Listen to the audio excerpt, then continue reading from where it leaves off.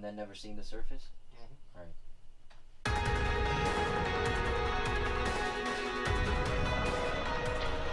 So we recorded with Javi Mello this time around. He's actually a close friend of ours. We used to play with his band back in the day. Javi is somebody that we've known for a while. He's actually done a few tracks for us in the past. We just get along really well. Like, he's a cool dude, man. I think what's cool about him is that he's a very humble guy.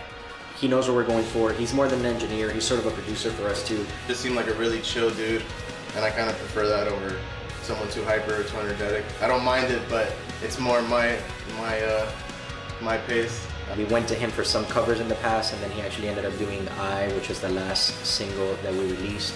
And we just love the mix overall. It came out super heavy and aggressive. You know, the quality came out really good. We liked it, so we decided to go back with him for this track. He always puts his input in every part of the song, you know. He'll go over it with us. We'll go ahead and reassess those sections just to make sure, you know, we have the best possible parts that the song needs. I feel like we went more for like, I guess you can say like melodic vibe to it. There's a lot of like atmosphere. Vocally, this is probably the most challenging song I've ever done. We wanted to keep it with a very chorusy feel, but still adding the heavy elements as well.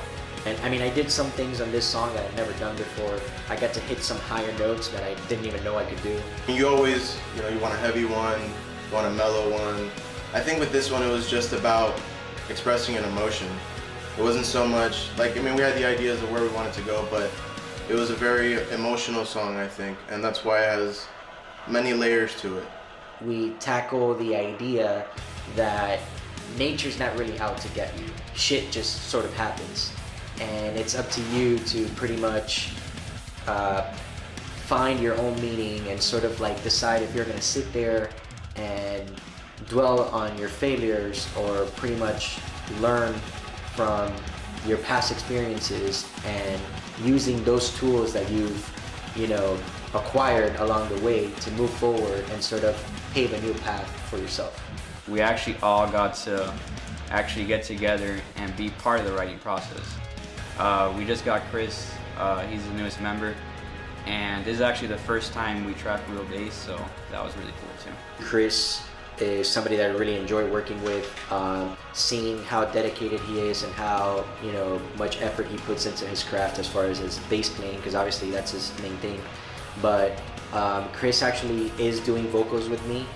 He came right when the writing process for Headstrong started, so he actually got to be involved in the process, which was cool. Man, I remember when Javi, for example, was first showing us the track, and it had a real smooth vibe.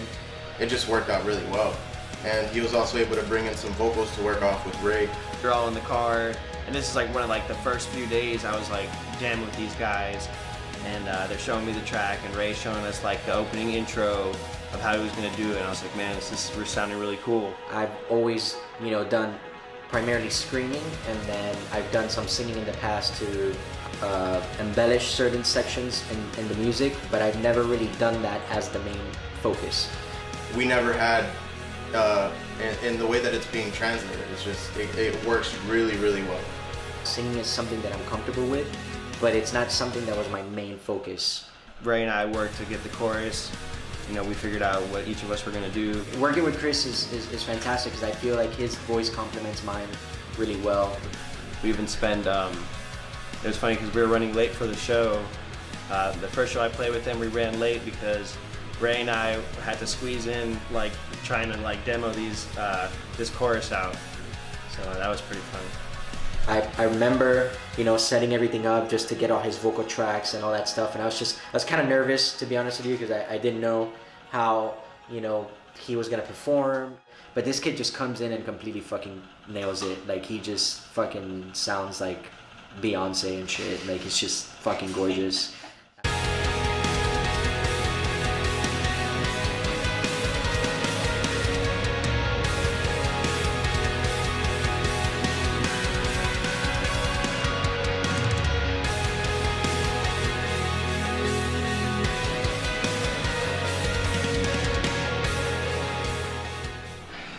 So the writing process for this song was interesting. I mean, this is the first time that I've actually written everything.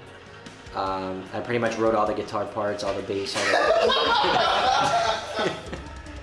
Oh yeah, the one he says, I read everything. I was like, I held my breath. I was like, what is he gonna say? What is he gonna say? Oh my god. That was... And I were all excited to have real bass on one of the tracks.